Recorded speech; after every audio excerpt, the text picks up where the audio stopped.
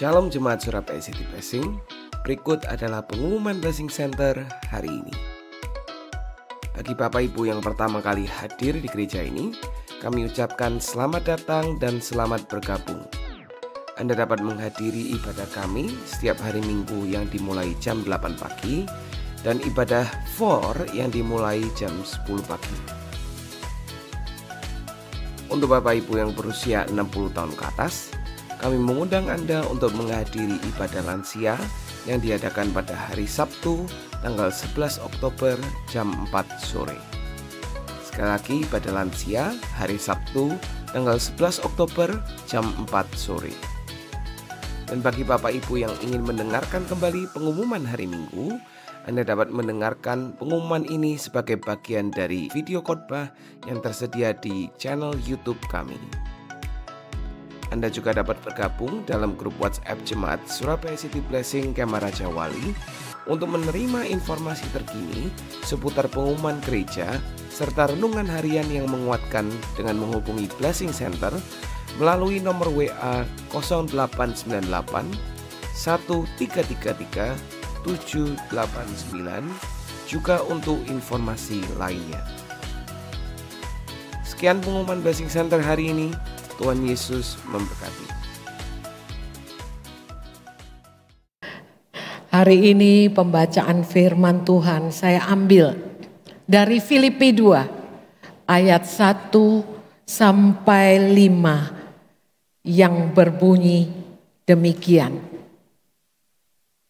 Bapak Ibu nanti baca yang genap ya, saya baca yang ganjil sehingga saya baca 1, 3, 5, Bapak Ibu baca 2 dan 4. Jadi karena dalam Kristus ada nasihat, ada penghiburan kasih, ada persekutuan roh, ada kasih mesra dan belas kasihan. Ayat 2.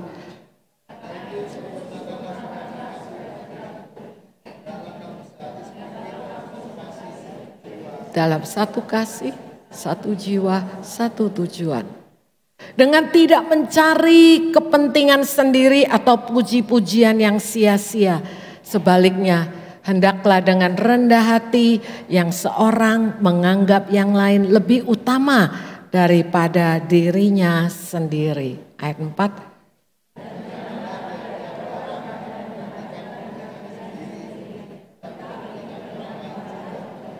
Ayat 5, hendaklah kamu dalam hidupmu bersama menaruh pikiran dan perasaan yang terdapat juga dalam Kristus Yesus. Amin.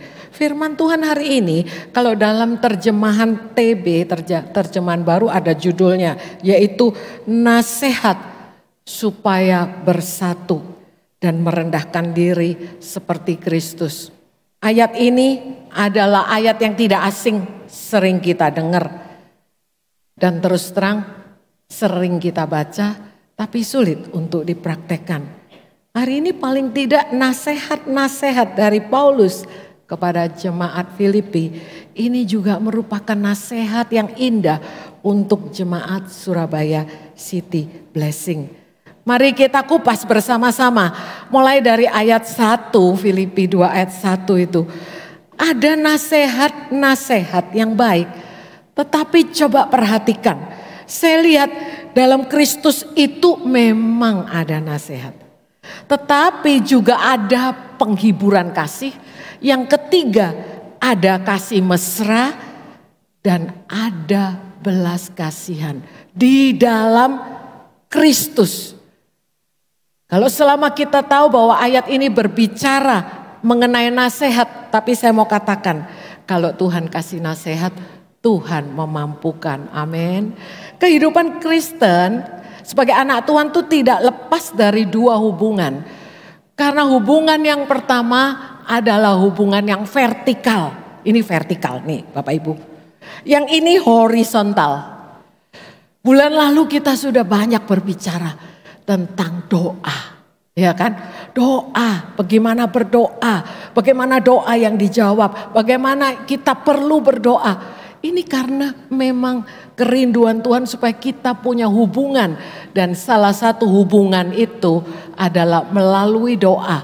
Meskipun hubungan yang terpenting itu adalah karena kita sudah menjadi anaknya. Identitas kita sebagai anak memampukan kita punya hubungan secara vertikal.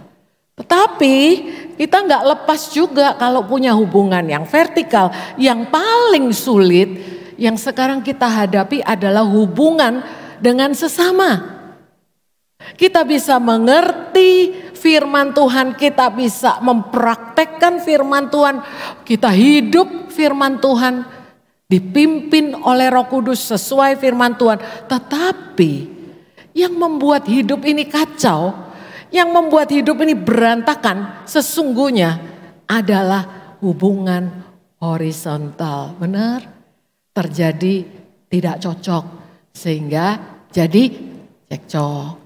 Terjadi konflik sehingga menjadi musuh, dari sahabat menjadi musuh.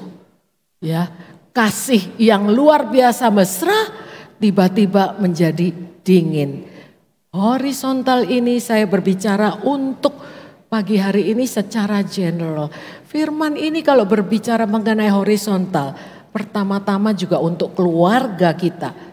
Hubungan dalam keluarga, tetapi juga hubungan dalam keluarga Allah, dalam sesama jemaat.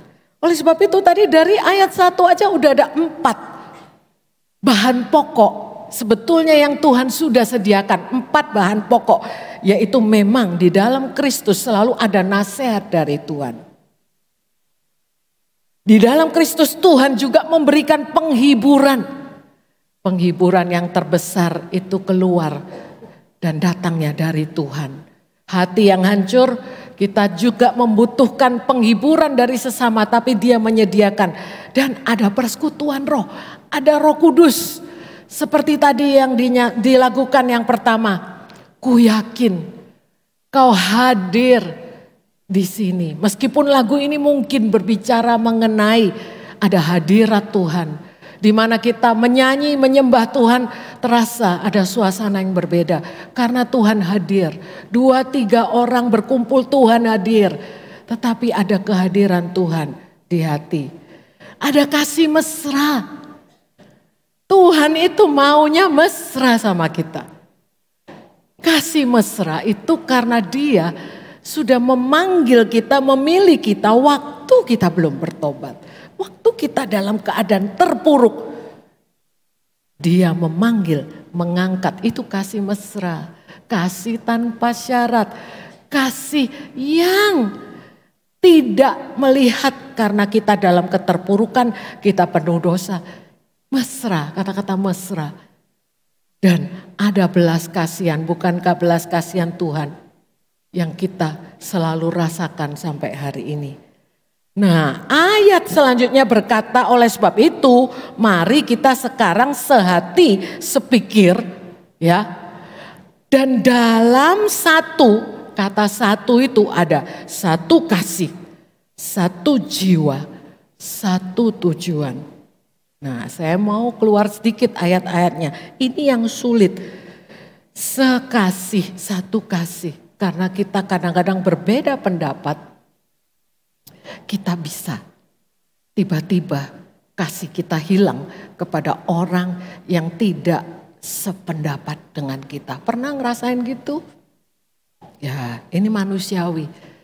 Kalau kita suami istri, meskipun udah kita janji di hadapan Tuhan, kita mau sehati, ya kan?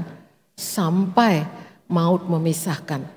Tetapi dalam prakteknya kita pasti pernah nggak sehati, kita pernah terluka, kita pernah tidak sepakat.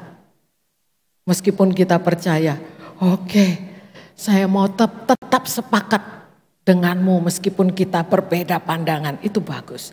Tetapi saya mau katakan ada kata sehati itu sama dengan saling, oke? Sehati itu sama dengan, apa sih sehati? Sehati itu identiknya kalau dalam hal ini adalah saling. Paling enggak hari ini saya mau kutip 4 saling. Yang menggambarkan satu hati, satu jiwa, satu tujuan. Satu, pilih nomor satu. Tetapi ada 4 saling. Pertama-tama pastilah. Karena Tuhan adalah kasih, Tuhan juga memberikan perintah kita untuk saling mengasihi. Ini yang perintah pertama nih, saling mengasihi. Ini gampang atau susah Bapak Ibu sekalian? Gampang. Karena ini bukan cuman gampang, ini nasihat. Di dalam Yohanes 13 ayat 34 dikatakan, ada nasihat yang aku berikan kepadamu karena aku ini mau menjadikan engkau murid. Jadi murid itu harus saling mengasihi. Dan dikatakan kalau Tuhan itu kasih. Kalau kita nggak bisa mengasihi, kita bukan murid Tuhan. Ada ya ayatnya begitu. Karena Tuhan adalah kasih. Mengasihi orang yang baik sama kita itu mudah. Mengasihi orang yang kita lagi naksir itu sangat gampang. Ini bagi yang single. Mengasihi orang yang memang kita pengen deketin dan dia baik sama kita, hati berbunga-bunga, ya. Itu gampang. Tetapi sekali kita masuk dalam satu hubungan, ini berbicara juga dengan jemaat, masuk dalam satu departemen, masuk dalam satu pelayanan, mulai kita perlu tahu bahwa kadang-kadang berbeda pendapat, itu manusiawi. Dan kasih kita kadang-kadang kepada Tuhan pun bisa berkurang. Oleh sebab itu kita dimampukan sebetulnya. Saya katakan kalau ada nasihat berarti nomor satu yang kita jaga adalah saling mengasihi ya. Saling mengasihi. Nah di dalam saling mengasihi ini ada saling yang kedua yaitu saling mendorong. Mengasihi bukan selalu menjadi yes man. Mengasihi bukan berarti kalau ada sesama anak atau jemaat yang jatuh dalam dosa kita biarin. Enggak, kita mau mendorong. Ibrani 10 ayat 24, 25 ya. Mengatakan ayo saling mendorong. Karena itu yang penting. Untuk kita maju perlu dorongan. Dorongan dari Tuhan adalah melalui firman Tuhan. Tetapi dorongan yang kita dapatkan dari sesama itu sangat kuasa, sangat besar kuasanya. Ingat, vertikal, horizontal. Tuhan mendorong kita melalui firman. Tetapi kita sebagai sesama, ayo mendorong. Mendorong itu perlu kata-kata yang membangun. Mendorong itu bisa loh. Mendorong sengaja untuk menjatuhkan. Pernah lihat satu situasi di mana kita anak-anak mungkin guyonan ya. Di tepi kolam renang saling mendorong ya, dorongnya itu guyonan, dijebloskan ke dalam air, permainan aja. Tetapi di dalam Kristus kita saling memperhatikan, saling mendorong dalam kasih dan dalam pekerjaan baik. Nih, di dalam kita hubungan horizontal sudah enggak? Kita memperhatikan. Karena jangan cuma asal mendorong. Yang mendorong asal guyonan atau saling sarkasme, saling menyindir. Tapi kalau dorongan itu keluarnya karena kita mengasihi, karena kita saling mengasihi, kita sudah perhatikan ini perlu motivasi, ini perlu inspirasi, ini perlu asupan gizi contohnya, ini perlu sesuatu yang mendorong seseorang hidup lebih sehat secara jiwa, secara jasmani dan secara rohani. Jadi yang kedua itu adalah saling mendorong. Yang tadi satu saling mengasihi. Yang kedua saling mendorong. Oke, karena itu karena kita tuh disuruh memperhatikan memperhatikan dan mendorong orang tuh nggak semuanya direspon dengan baik, Bapak Ibu sekalian. Ya, kita ini kalau mendorong, memperhatikan, kita mau orang itu berubah. Tapi memang perubahan itu tidak bisa dipaksakan. Itu dia kalau kita udah memperhatikan, kita udah mendorong, terus orangnya nggak mau berubah, udah diomongin baik-baik, udah dilayani, tapi orangnya nggak mau berubah, itu membuat hati menjadi mangkel, marah, dan itu manusiawi. Tapi saya perlu ingatkan bahwa memang tugas kita memotivasi. Tetapi tugas kita bukan mengubah. Oleh sebab itu firman Tuhan tadi katakan kita saling mendorong, bukan saling mengubah. Tetapi dalam kita memperhatikan dan mendorong itu, ternyata disitulah letaknya kita bisa saling sakit hati. Yang membutuhkan saling yang ketiga, yaitu saling mengampuni. Karena firman Tuhan di Efesus 4 ayat 32 itu semua nasihat-nasihat yang bagus. Hendaklah kamu ramah, gitu ya. Ramah, bukan marah, serupa tapi gak sama. Jangan marah-marah, tapi jadilah kamu ramah seorang terhadap yang lain. Penuh kasih mesra. Firman Tuhan itu loh, mesra itu sangat alkitabiah, gitu ya. Jangan pikir mesra hanya milik mereka yang jatuh cinta. No, harusnya hubungan kita secara vertikal, secara horizontal, secara alkitabiah. Ada kasih mesra. Berarti ada kasih juga yang ngaku saya kasih, tapi gak mesra, tapi dingin-dingin aja. Itu berarti ada. Karena apa? Udah sakit hati, udah banyak kekecewaan dan sebagainya. Oleh sebab itu saling mengampuni itu penting. Ketiga, saling mengampuni. Tadi yang pertama saling mengasihi, yang kedua saling mendorong. Ingat waktu kita mendorong, memotivasi, banyak terjadi konflik, miskomunikasi, salah terima dan sebagainya. Tapi kita perlu saling mengampuni. Seperti firman Tuhan katakan kita itu bisa mengampuni. Karena di dalam Kristus pun kita sudah menerima pengampunan. Oleh sebab itu kita dimampukan untuk mengampuni. Sekali lagi mengampuni bukan berarti setuju dengan perbuatan seseorang yang salah. Bukan. Mengampuni bukan melupakan, karena ada hal-hal yang tidak bisa dilupakan, terlalu menyakitkan. Tetapi mengampuni, saling ini berguna untuk kita move on, untuk kita hidup seperti yang tadi ayat Filipi 2. Supaya kita sehati, tetap satu kasih, satu jiwa, satu tujuan. Kita perlu saling mengampuni. Saya kata-kata ini untuk konteksnya hari ini khusus untuk dalam hubungan keluarga ya. Baik keluarga secara jasmani dan keluarga Allah, keluarga Tuhan dalam satu kita berjemaat di dalam gereja ini. Karena akan ada aja ya orang-orang yang di luar yang mungkin bukan circle, lingkaran keluarga kita. Tetapi mereka menyakitkan, mengecewakan gitu ya.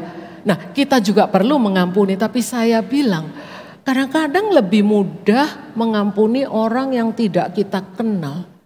Kalau kita dikritik oleh orang yang kita nggak seberapa dekat, ya mungkin kita oke, nggak terlalu sakit hati. Tapi kalau itu adalah sahabat kita, kalau itu adalah kekasih kita, pasangan kita, anak kita, itu sangat melukai dan kita perlu mengampuni seperti Kristus mengampuni. Nah, yang keempat, saling yang keempat, ini yang mungkin jarang diberitakan tapi ini alkitabiah. Sebetulnya di dalam Kristus, waktu kita diminta untuk sehati, sepikir, satu kasih, satu jiwa, satu tujuan, tidak lepas satu proses yang namanya menajamkan. Amsal 27 ayat 17. Besi menajamkan besi, orang menajamkan sesamanya. Saya bilang ini dalam konteks yang saya katakan, bukan asal menajamkan untuk menusuk, untuk menghancurkan atau mencelakakan. Tetapi di dalam kehidupan kita memang ada sebuah proses yang memang gak enak. Karena demi supaya fungsinya diri kita itu bisa berfungsi lebih baik, ada hal-hal yang memang kita perlu diproses. Bapak Ibu kalau punya gunting atau pisau yang tumpul, bisa nggak dipakai? Bisa, tetapi tidak efektif. Pisau yang tumpul itu lebih berbahaya daripada pisau yang sangat tajam. Ini orang-orang yang ngerti masak bilang lebih baik pisaunya tajam, enak. Pisau tumpul kelihatannya nggak bahaya, tapi kalau kita pakai pisau tumpul malah meleset tangan kita yang kena. Oleh sebab itu kita juga kadang-kadang sebuah proses untuk saling menajamkan. Dan saya berbicara ini kepada orang yang paling dekat, itu adalah orang yang Tuhan pakai untuk saling menajamkan. Amin. Nah, sekali lagi firman Tuhan katakan saling menajamkan ini kita harus bangun. Ini sebuah nilai, sebuah budaya yang kita mungkin tidak terbiasa.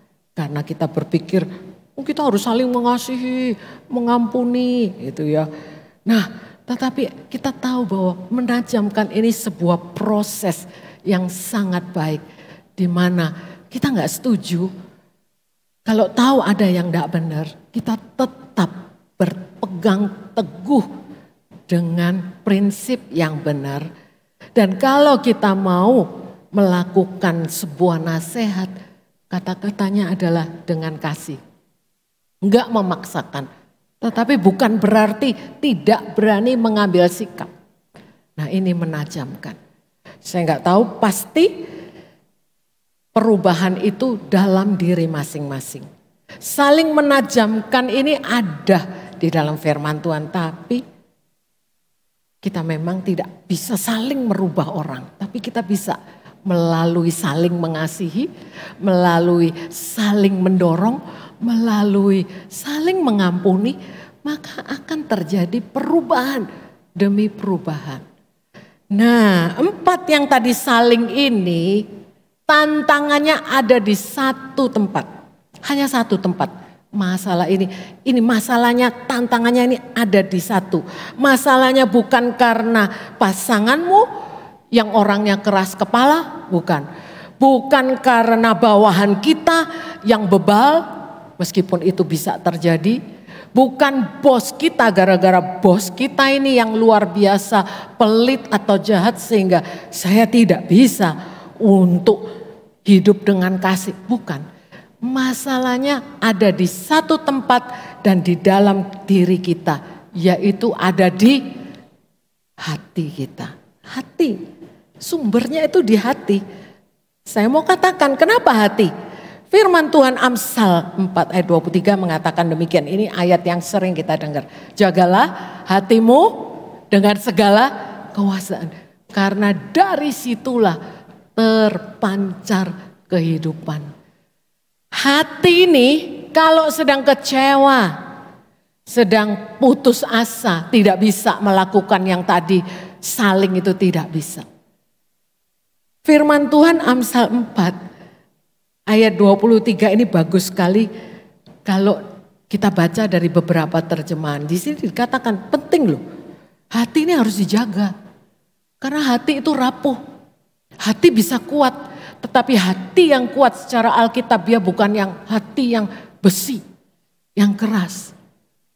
Jadi apa arti hati kita mesti jaga? Karena kita mau, Tuhan sudah memberikan kita hati yang lemah lembut seperti Tuhan. Hati yang mau diproses.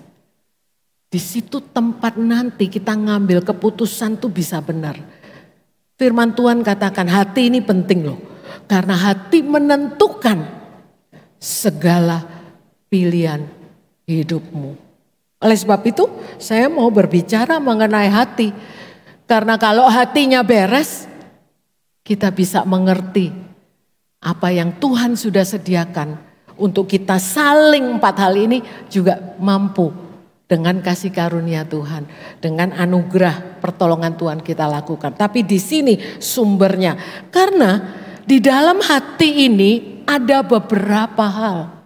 Pertama, di dalam hati inilah sebetulnya ada nilai-nilai. Apa itu nilai? Nilai itu bisa berarti gini, di dalam hati saya dididik dengan nilai firman Tuhan. Bahwa saya harus mengasihi. Itu dia punya nilai. Gak suka cari musuh. Saya punya nilai. Umpamanya. Nilai saya adalah penuh dengan kalau menepati janji. Kalau saya udah buat janji, saya gak suka untuk tidak tepat waktu. Saya punya nilai. Kalau saya gak punya, saya tidak akan minta-minta. Saya akan minta kepada Tuhan, saya tidak akan hutang-hutang, itu nilai. Setiap orang punya nilai masing-masing. Diturunkan dari orang tua, ditambah lagi dengan firman Tuhan yang mengubahkan cara pikir. Jadi nilai itu ada di dalam hati kita. Punya nilai, puji Tuhan semua yang mendengar firman Tuhan mengerti nilai yang ada di dalam firman Tuhan. Dan itu menjadi nilai kita. Tetapi di dalam hati ini ada juga pikiran.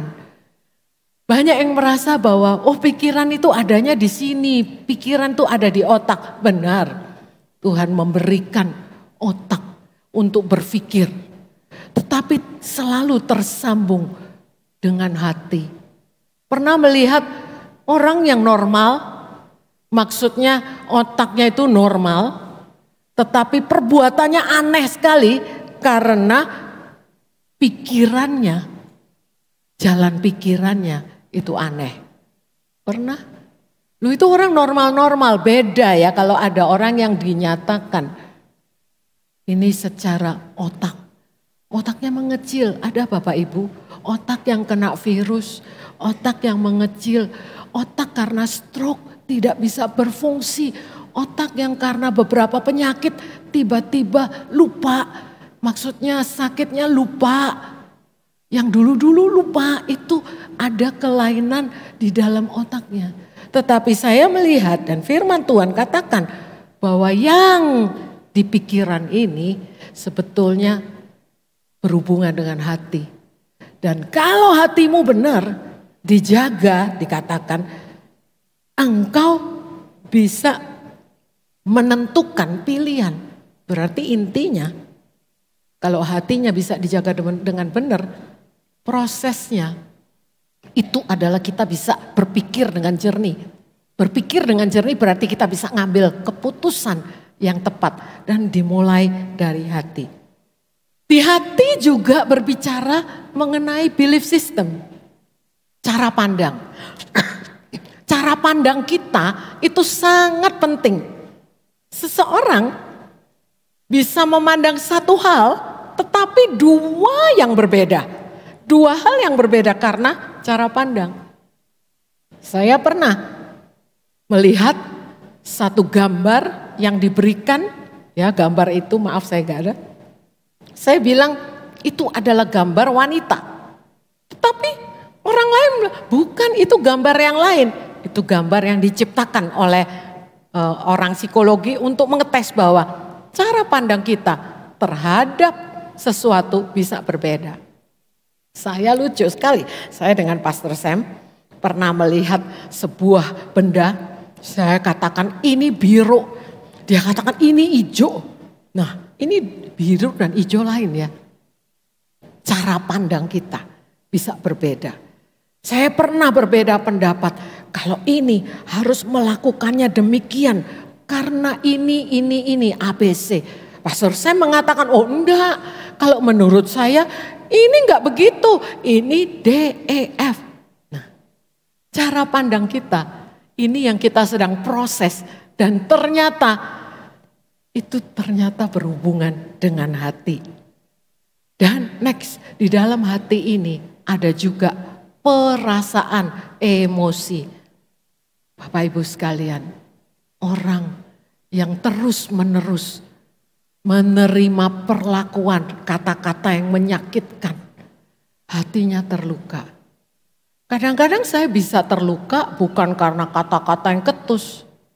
Saya bisa terluka oleh keadaan sekeliling yang tidak sesuai dengan harapan saya.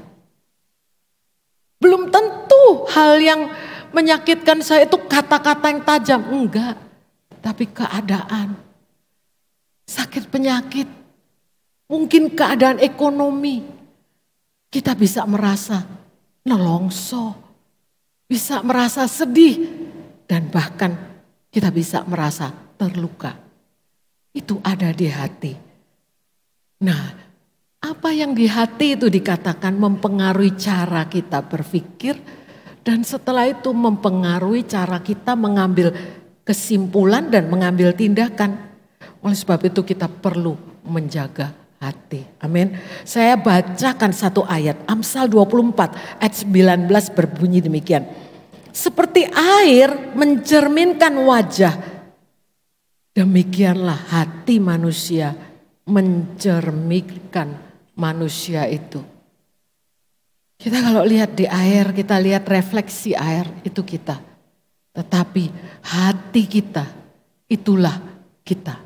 Dikatakan hati manusia mencerminkan manusia itu.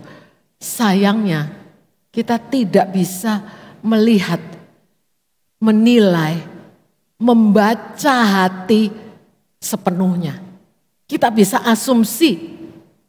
asumsi, tapi belum tentu benar. Karena hati itu sangat dalam. Setelah kita belajar firman Tuhan bisa kita menjadi peka. Oh, sekarang kalau pasangan suami istri, maka suami bisa berkata demikian. Dia tidak perlu tahu saya butuh apa. Tetapi suami bisa tahu, oh ini cuman butuh. Ini butuh diajak untuk ngobrol karena sibuk, karena terlalu banyak bekerja, tidak punya waktu istirahat sehingga marah-marah. Tetapi seseorang yang peka hatinya bisa melihat, oh sehingga bisa mendorong, sehingga bisa bertindak yang luar biasa. Firman Tuhan itu sangat simple tapi sangat dalam. Biarlah nasihat untuk menjadi satu jiwa, satu kasih, satu tujuan dengan kita saling mengasihi, saling mengampuni, bahkan saling mendorong, saling menajamkan. Ini membuat kita tahu bahwa ini proses secara horizontal. Dan oleh karena kasihnya Tuhan, pengampunan Tuhan yang vertikal, dorongan Tuhan, dan didikan Tuhan. Didikan Tuhan itu menajamkan kita, membuat kita berfungsi seperti yang Dia rencanakan. Itu mengubahkan hati kita. Ya.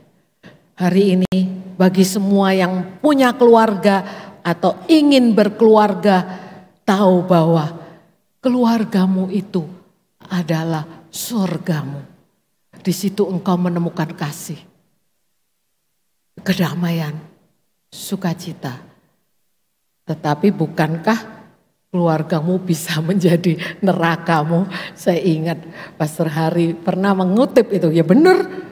Di dalam keluarga kalau saling cekcok, tidak ada kasih, tidak ada kesatuan, tidak ada pengampunan, maka itu menjadi neraka. Hari ini saya percaya Tuhan melihat hati. Tuhan ingin memulihkan hati. Dan Tuhan menjangkau kita supaya kita bisa kembali kepada tujuan yang semula. Untuk supaya kita sepikir,